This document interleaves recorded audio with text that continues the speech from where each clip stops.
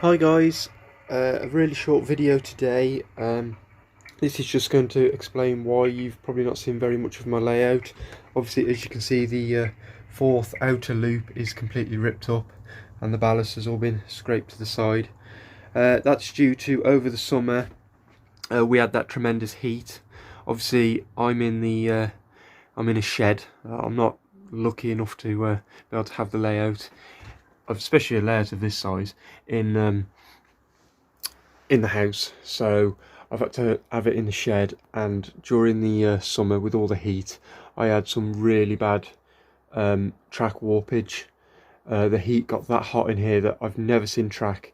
I've kept the space between the rails, but they just weren't enough. I'd need like a 6 foot gap between each rail, the way that they warped, and the track had buckled and it was throwing trains off left, right and centre, so I had to rip it up.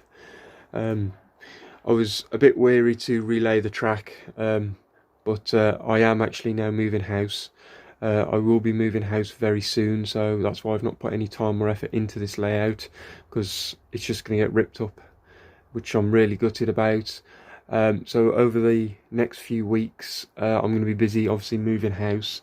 But then this layout will be getting stripped up. Obviously, all the scenery, all the track, all the locos, everything's going to have to get packed up and moved, and including the baseboards. So that's going to be a huge job. I will try and document it if you guys are interested. I know it's not things that you really want to see, someone ripping up the layout. You want to see people building them.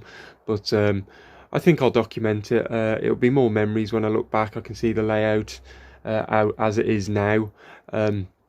Obviously, there's not going to be much more running action to come, so I can look back and it'll bring back some memories. But yeah, it's for you guys mainly. You can see what I'm up to. You've not seen much of this layout. You've obviously not seen the new cargo wagons I've bought.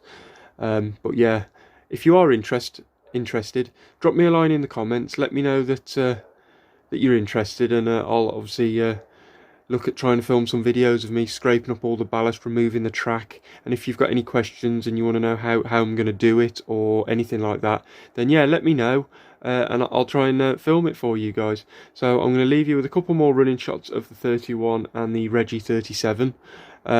Peace out.